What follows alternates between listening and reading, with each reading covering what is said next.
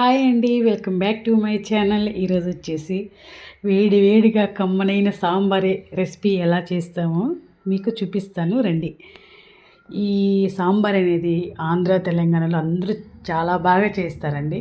కానీ ఇక్కడ వచ్చిన ట్రిక్ ఏంటంటే ఆంధ్రాలో ఇంకా కమ్మగా చాలా అంటే చాలా బాగుంటుంది. అందులోనూ ప్రకాశం, గుంటూరు డిస్టిక్ వాళ్ళు ఇంకా బాగా చేస్తారండి. ఒక్కొక్క జిల్లాల వాళ్ళు ఒక్కో మాదిరిగా చేస్తారు. సో మీకు ఎవరైనా రిలేటివ్స్ ఉంటే గుంటూరులో కానీ ప్రకాశం డిస్టిక్లో కానీ ఉంటే వాళ్ళ సాంబార్ టేస్ట్ చూడండి, మీకే తెలుస్తుంది. సో ఇప్పుడైతే స్టార్ట్ చేద్దాం. నేను 2 టీ గ్లాసులు అయితే కందిపప్పు తీసుకొని కడిగి స్టవ్ మీద పెట్టాను. 10 విజిల్స్ వచ్చేది వరకు ఉంచుదాము. నేను ఒక నిమ్మకాయ సైజ్ అంతా చింతపండు అయితే తీసుకున్నానండి. దాన్ని నానబెట్టేద్దాము. వాటర్ పోసేసి నానబెట్టేద్దాము. ఇప్పుడైతే వెజిటేబుల్స్ తీసుకుందాము. మన ఇంట్లో ఏవైతే ఉన్నాయో ఆ వెజిటేబుల్స్నే కట్ చేసుకుందామండి. ఇప్పుడైతే మునక్కాయలు లేవు, మనం మునక్కాయలు తీసుకురాలేము. సో ఉన్న వాటిని కట్ చేసి పక్కన పెట్టేద్దాం. చింతపండు పిసికేసి వాటర్ అయితే పోసి పెడదాం. సో ఇప్పుడైతే ఒక గిన్నె పెట్టేసుకొని 1 గంట ఆయిల్ అయితే వేసేద్దాం. వేసేసి హీట్ ఎక్కగానే తాలింపు గింజలు అయితే వేసేద్దాం. ఒక ఎండుమిర్చి అయితే వేయండి ఘాటు కోసం. చాలా అంటే చాలా బాగుంటుంది. నేను చెప్పిన విధంగా ఫాలో అయిపోండి, మీకు ఎందుకు చాలా అంటే చాలా బాగుంటుంది.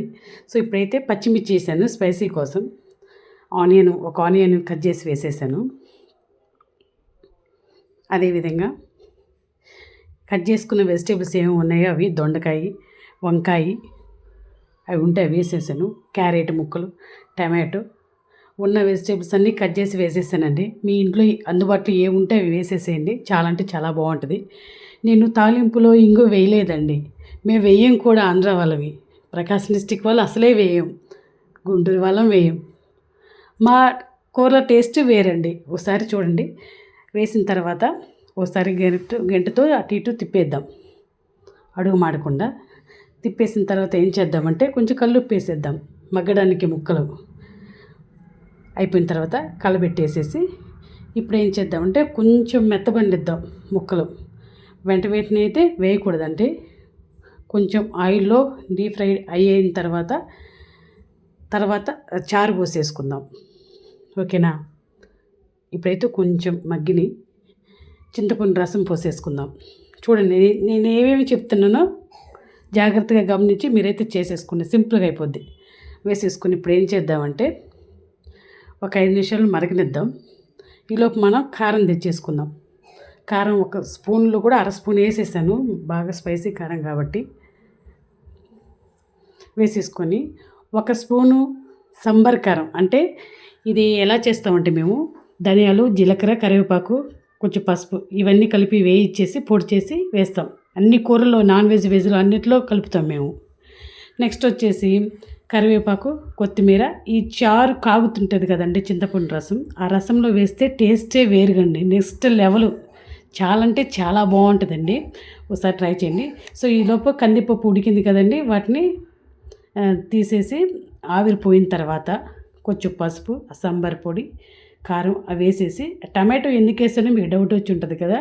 ఆ టమాటో ఎందుకు వేసానంటే మనం విజిల్స్ పెట్టినప్పుడు అవంతా చిందకొడుతుంది అందండి. విజిల్స్ వచ్చేటప్పుడు నీళ్ళని కింద పోతే అలా పోకుండా ఉండడానికి వేసాను.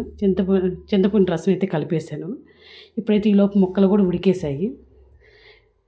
ఈ పప్పుచారు, ఈ పప్పులో ఉన్న వాటర్ మొత్తం కలిపేసేసాను. చూసారు కదా. ఇప్పుడు కలిపేసుకొని టేస్ట్ చూద్దాం. ఉప్పు కారం సరిపోయింది లేదు, నాకైతే పర్ఫెక్ట్గా సరిపోయాయి. ఇప్పుడైతే కొంచెం సాంబార్ పొడి ఉంటుంది కదా, ఎవరెస్ట్ సాంబార్ పొడి. దీని స్మెల్, దీని టేస్ట్ ఎక్కడ రాదండి. ఎవరెస్ట్ అంత బాగుంటుంది. సో ఇప్పుడైతే మరగనిద్దాం. చూడండి, తుక్కులాడిపోతుంది సాంబార్ అయితే. చాలా అంటే చాలా బాగుంటుంది. స్మెల్ అయితే సూపర్ అదిరిపోద్దండి. మేము చేసిన విధంగా అయితే ఒకసారి ట్రై చేయండి. ట్రై చేసి నా కామెంట్ రూపంలో ఫీడ్బ్యాక్ ఇవ్వండి. ఓకేనా. ఎంత బాగుంటుంది అంత బాగుంటుంది. థ్యాంక్ యూ అండి. Thank you very much. పిల్లలని పెద్దవాళ్ళని చాలా బాగా తింటారు. Thank you so